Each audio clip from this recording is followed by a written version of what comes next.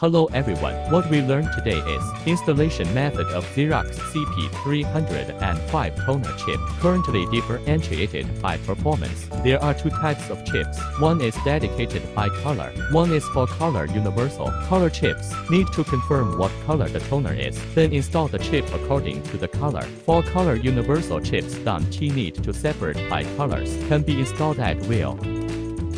There are two types of chips. One is rectangular like this. One is such that there is a gap. Now we show how to install the chip. First, find the location of the old chip. Pry the slot off. Remove the old chip from the slot. The one in my hand is the 4-color universal chip of Xer. Paste some double-sided tape on the back of the chip. After tearing off the tape, chip contacts facing outward. Paste the chip on the positioning cover. Press it tight like this. Then turn the positioning cover of the chip off. Follow this slot. Push until the position is locked. The chip is installed.